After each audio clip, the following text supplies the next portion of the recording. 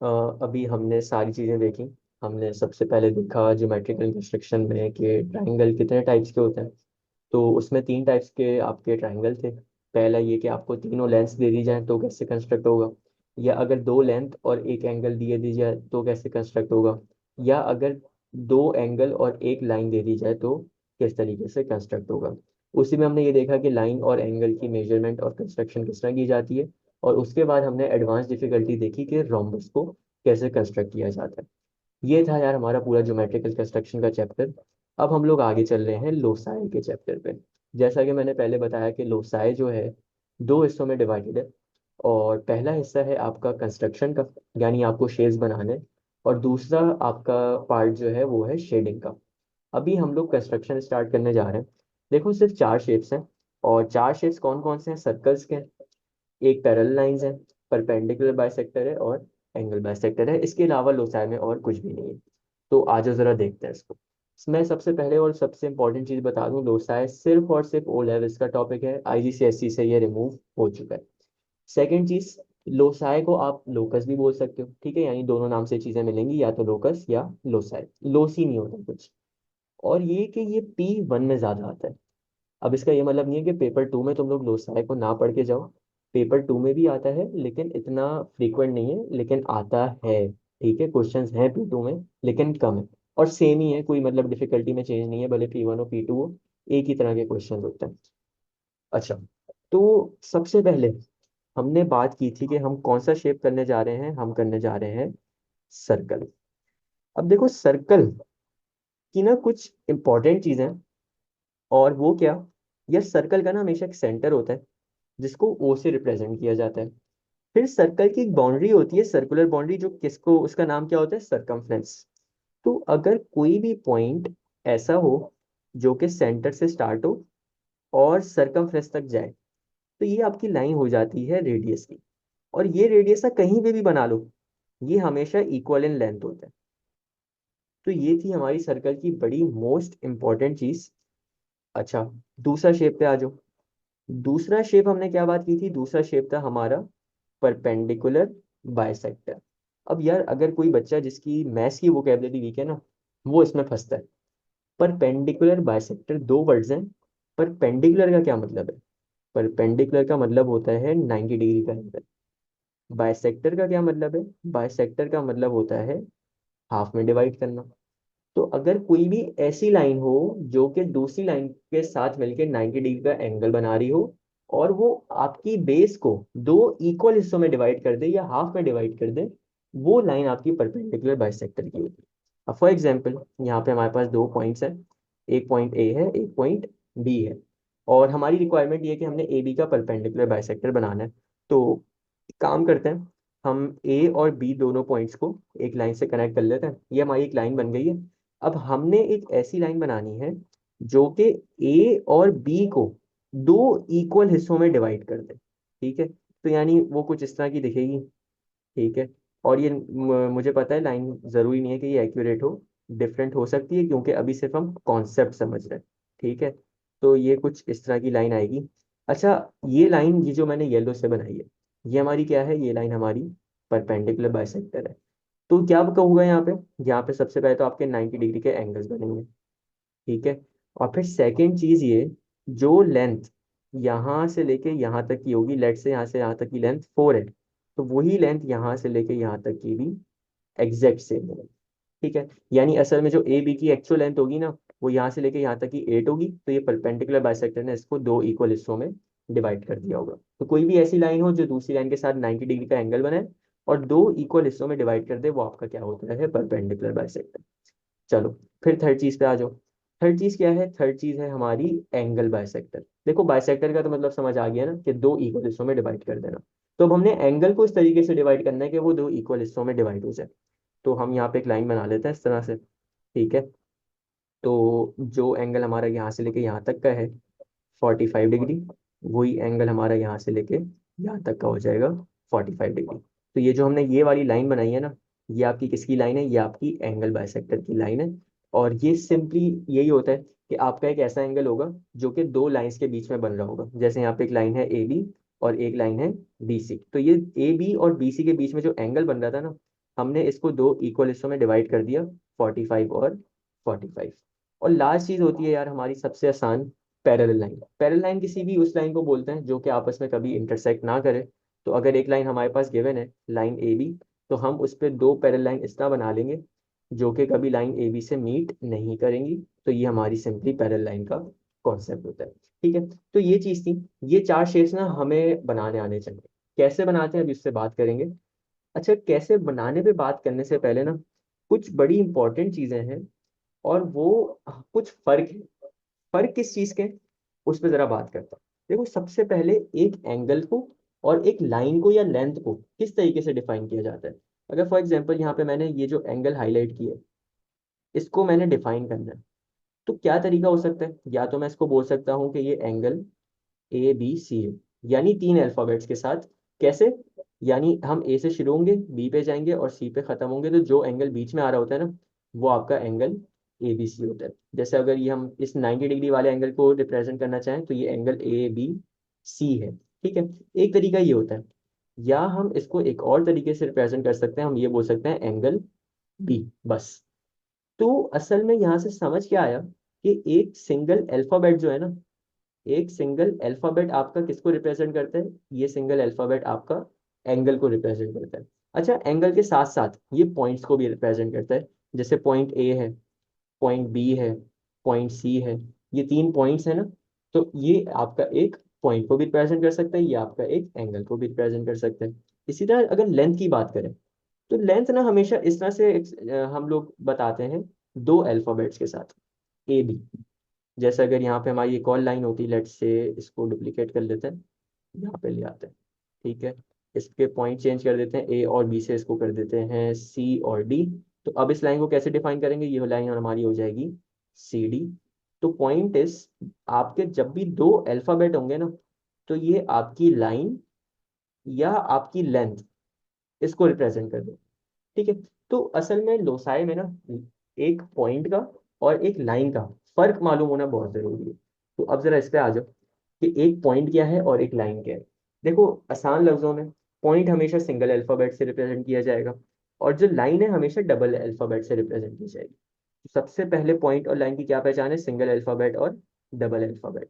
अच्छा, इसके अलावा लाइन को किस किस तरीके से रिप्रेजेंट कर सकते हैं रियल वर्ल्ड में। या अगर तुमने गूगल मैप देखा हो, ठीक है, तो उसमें जो आपकी रोड्स होती हैं, वो एक लाइन की तरह बनाई जाती है। इसी तरह आपकी स्ट्रीट जो होती हैं एक लाइन की तरह दिख रही होती हैं। आपके जो एवेन्यूज होते हैं, वो इसी तरह एक लाइन की तरह दिख रहे होते हैं।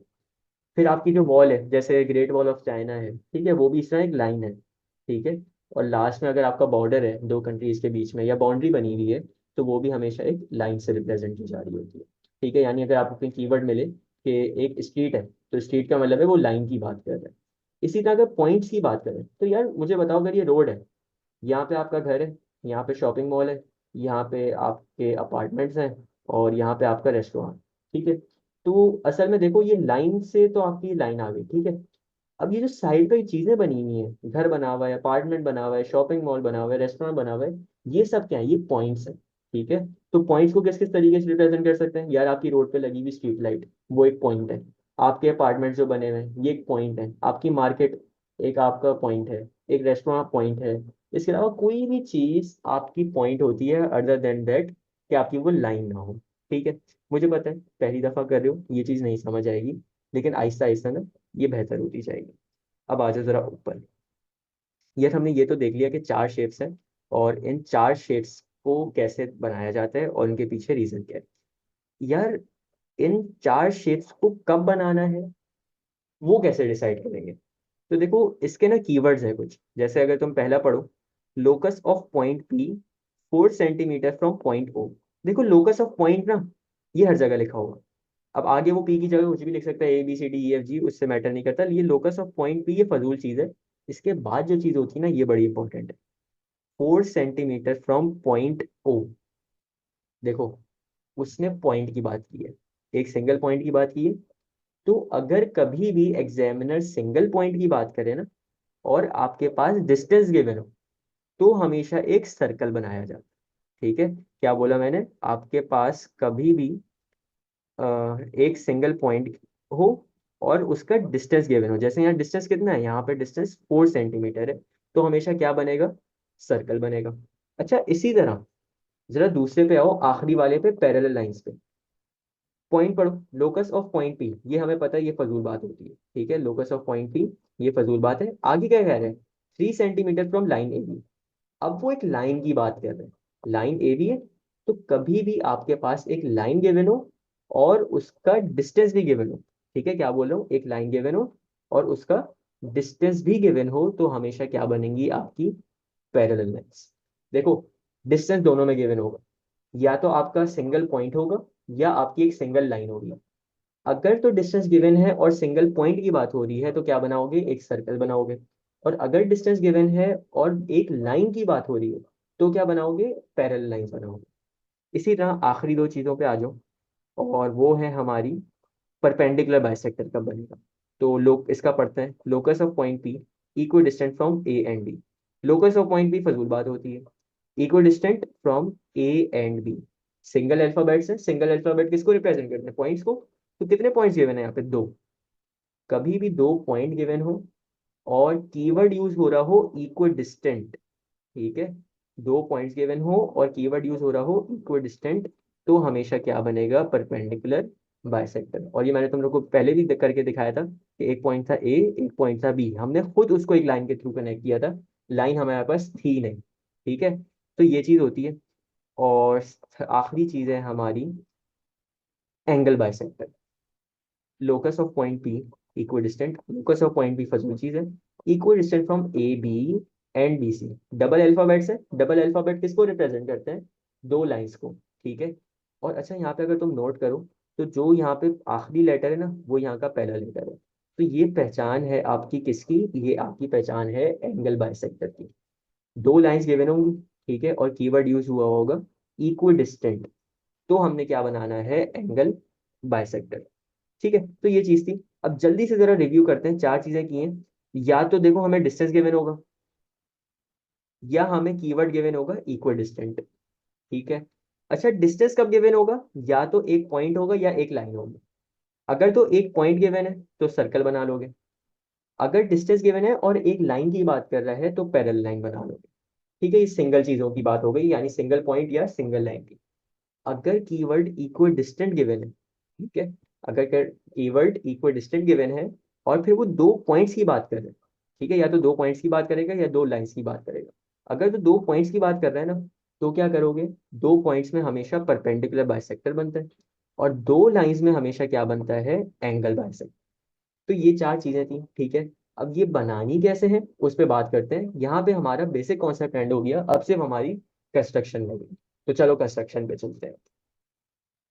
अब दूसरी चीज पे चल रहे हैं, और अब हम लोग देखो यार लोकस करने जा रहे हैं, जिसको लोसाय कहते हैं, कुछ लोग लोकी कहते हैं, लोकी तो कुछ भी नहीं होता, लेकिन लोसाय होता है, ठीक है। यार बेसिकली ये ना पूरी कंस्ट्रक्शन से रिलेटेड है। अभी हमने पिछले वीडियो में ज्योमेट्रिकल कंस्ट्रक्शन के बारे में बात की थी, जिसमें हमने ट्राइंगल की कंस्ट्रक्शन देखी, रोम्बस की कंस्ट्रक्शन देखी, जो कि आईजीसीएसई और ओ लेवल्स दोनों में आती है। लेकिन ये जो अब हम करने जा रहे हैं ये सिर्फ ओ लेवल्स का चैप्टर है, ठीक है।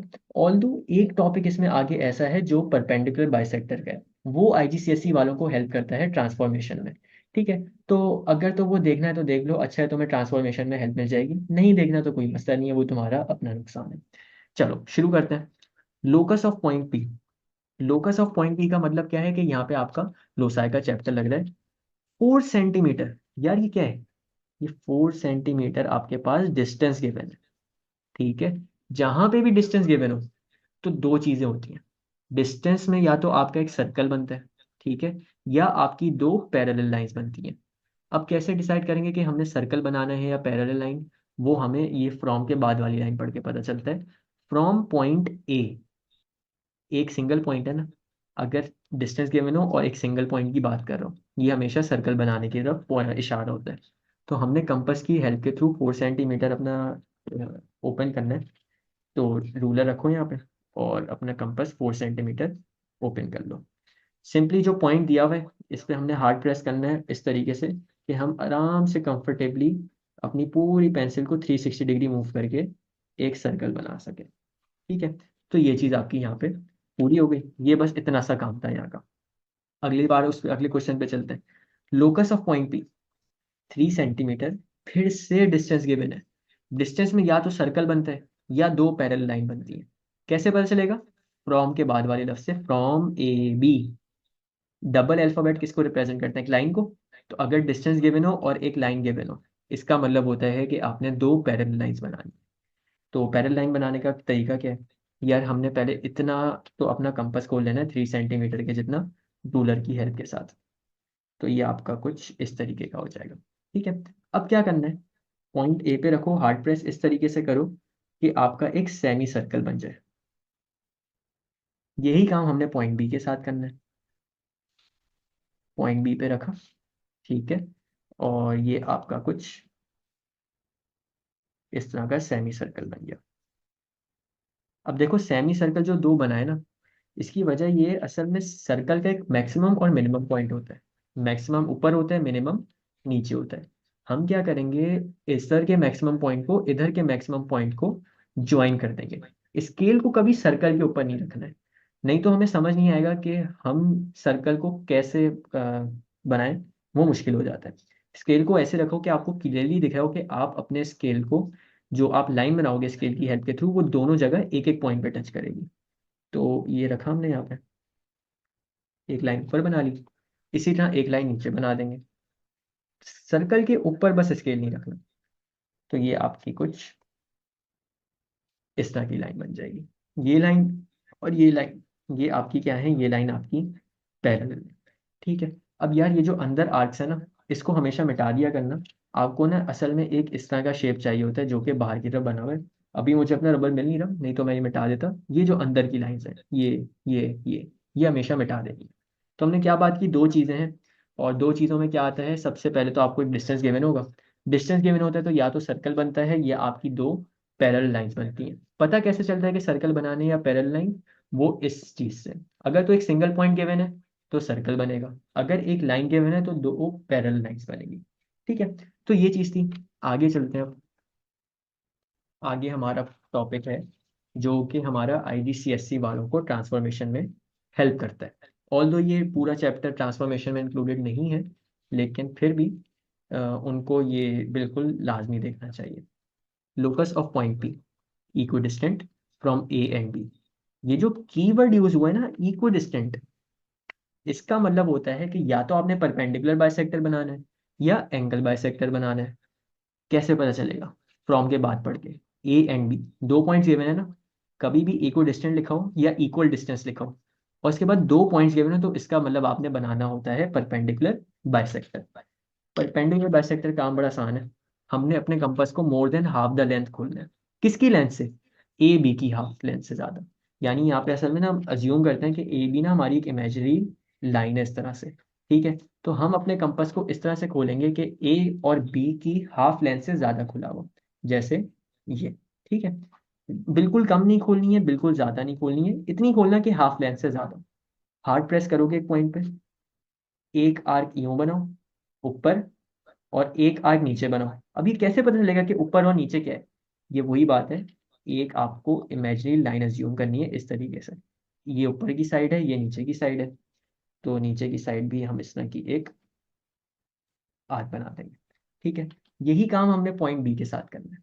पॉइंट बी पे रखेंगे, हार्ड प्रेस करके, पेंसिल को as a imaginary line treat करके इस तरह की एक आर्क ऊपर बनाएंगे, एक आर्क नीचे बनाएंगे। ये जो पॉइंट ऑफ इंटरसेक्शन है ना चारों आर्क्स के, इनको एक लाइन के थ्रू कनेक्ट कर देना है इस तरीके से। तो ये आपका परपेंडिकुलर बाइसेक्टर बन गया। यानी ये एग्जैक्ट जितना डिस्टेंस ए से लेके यहाँ तक का है, उतना ही डिस्टेंस यहाँ से लेके यहाँ तक का है। ठीक है। तो बस आखिरी चीज पे चलते हैं और बस आज की क्लास खत्म करते हैं। और क्या कह रहा है? Locus of point P equidistant. Equidistant का क्या मतलब है? या तो परपेंडिकुलर बाइसेक्टर या angle bisector. Equidistant from A B and B C. A B and B C, basically दो लाइनों के बीच में क्या होता है? एक एंगल। तो कभी भी दो लाइंस गिवन हो इक्वल डिस्टेंस के बाद, तो हमने क्या बनाना होता है? Angle bisector. बड़ा आसान सा काम है। ये जो हमारी ये लेंथ होती है ना, इसको क्या कहते हैं? फिंगर टिप कहते हैं। इसके जितना आपने कंपास खोलना है। ठीक है। इतना खोल लो, इससे कम नहीं खोलना, इससे ज्यादा नहीं खोलना, बस इतना मिनिमम आपका होना चाहिए। जिस एंगल को हाफ में डिवाइड करना है, जिस एंगल पे एंगल बाइसेक्टर बनाना है उस पे रखोगे और एक आर्क बना लोगे इस तरीके से। फिर ये जो आर्क आपकी इस लाइन के और इस लाइन के साथ इंटरसेक्ट हो रही है ना, यहाँ पे कंपास रखोगे, एक आर्क और बनाओगे यहाँ पे, और फिर यहाँ रखोगे, एक आर्क यहाँ बनाओगे। ठीक है। अब ये देखो दो आर्क इंटरसेक्ट हो रही हैं, इसको और इसको हमने एक लाइन के थ्रू कनेक्ट कर देना है। तो ये आपका जो है एंगल बाइसेक्टर बन जाएगा। बहुत आसान चीज़ है ये, इसमें कोई परेशान होने वाली बात नहीं है। और ये बस इतना सा कॉन्सेप्ट होता है हमारा। तो ये यार यहाँ पे हमारा खत्म हो गया। क्या चीज़ देखी हमने, इक्व डिस्टेंट में या तो परपेंडिकुलर बाइसेक्टर बनता है या एंगल बाइसेक्टर बनता है। परपेंडिकुलर बाइसेक्टर कब बनेगा, जब दो पॉइंट्स गिवन होंगे। और एंगल बाइसेक्टर कब बनेगा, जब दो लाइनें गिवन होंगी।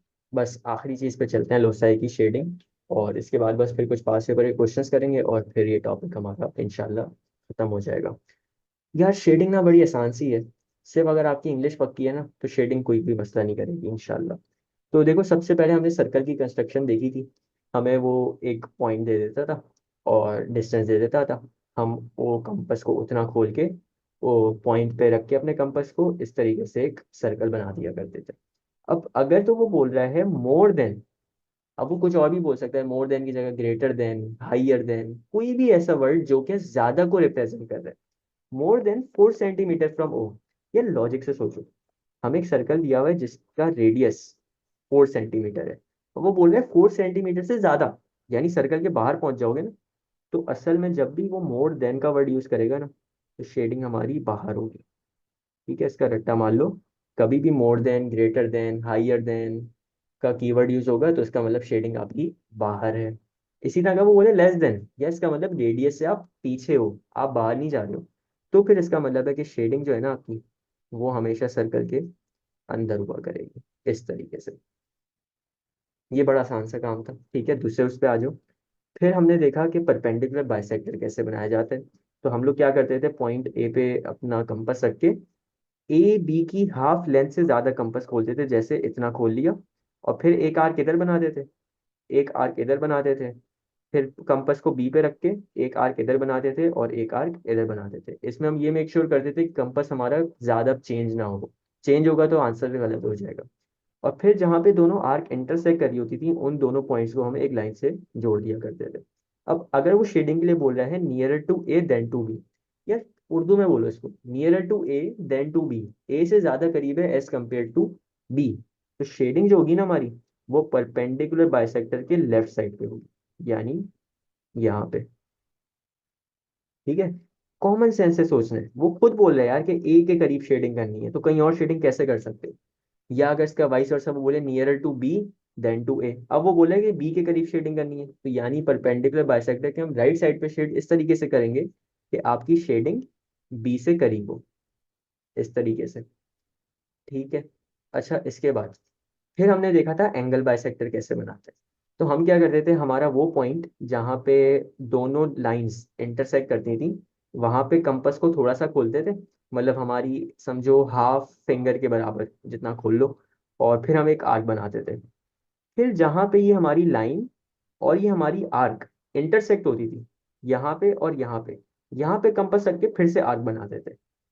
और जहां पे फिर ये आर्क इंटरसेक्ट हो रही है, ये पॉइंट और वो वाला पॉइंट जहां पे हमारी दोनों लाइनें इंटरसेक्ट हो रही है, इन दोनों पॉइंट्स को एक लाइन के थ्रू जोड़ दिया करते थे। अब अगर वो बोल रहा है nearer to A B then to B C, इसका मतलब है कि ए बी से करीब है वो, तो ए बी ये वाली लाइन है, यानी शेडिंग आपकी इस साइड पे होगी, यानी ऊपर की साइड पे, यहाँ पे। ठीक है, इस तरह से।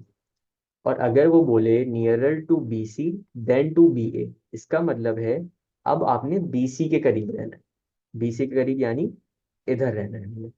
तो यहाँ पे हम इस तरह से शेडिंग यहाँ पे कर देंगे। अगेन मैं एक बात बोलूंगा, देखो कीवर्ड जरूरी नहीं है हमेशा एग्जैक्ट है। वो यहाँ पे ये भी बोल सकता था नियरर की जगह फर्दर, या further from A B then to B C, फिर इसका उलट हो जाता। ठीक है, जैसे यहाँ इसने बोला है ना nearer to A B then to B C, वो इसकी जगह फर्दर भी बोल सकता था। फर्दर का मतलब है कि ए बी से दूर और बी सी से करीब, फिर शेडिंग हमारी यहाँ पे होगी। या अगर वो बोलता further to B C then to B A, यानी बी सी से ज्यादा दूर है तो फिर शेडिंग हमारी यहाँ पे होती। तो इसका ख्याल रखना है कीवर्ड्स का। और फिर लास्ट चीज हमने देखी थी पैरेलल लाइंस। तो यार हमें एक लाइन गिवन होती थी और वो डिस्टेंस बता दिया करता था। हम उतने डिस्टेंस का अपना कंपास खोल देते स्केल की हेल्प से, और यहाँ कोनों पे रख देते अपना कंपास और एक सेमी सर्कल बना देते थे। ठीक है। और फिर क्या करते थे, दोनों सेमी सर्कल्स को स्केल के थ्रू दोनों को जोड़ दिया करते थे। यानी जो इधर सर्कल का मैक्सिमम पॉइंट होगा, जो इधर सर्कल का मैक्सिमम पॉइंट होगा, वहां को दोनों को स्केल को अलाइन करके एक लाइन बना दोगे, यही सेम काम नीचे करोगे। अब अगर वो कह रहा है more than 4 centimetre from A B, यार देखो यहाँ से लेके यहाँ तक का डिस्टेंस अगर 4 है और वो कह रहा है मोर देन, तो यानी इसके बाहर जाओगे ना। तो यानी शेडिंग अगर वो बोले more than, greater than, higher than, तो हमेशा शेडिंग इसके बाहर हुआ करेगी। और अगर वो बोले less than 4 centimetre from A B, इसका क्या मतलब है, शेडिंग अब अंदर होनी है, यानी इधर, इस पूरे एरिया पे। तो ये थी यार बड़ी आसान सी चीज़ है ये, इसमें कुछ भी ऐसा नहीं है। शेडिंग से लोग बहुत घबराते हैं, पता नहीं क्यों घबराते हैं, लेकिन बहुत इजी चीज़ है, इसमें कोई घबराने वाली चीज़ बिल्कुल भी नहीं है। ठीक है। तो यार इसके साथ ही हमारा टॉपिक एंड हो गया। अब हम लोग इसके कुछ पास पेपर्स करेंगे। ठीक है। और फिर देख लेंगे अगर किसी को इस टॉपिक में कोई मसला वगैरह हुआ तो फिर उसको डील कर लेंगे इंशाल्लाह। ठीक है, चलो।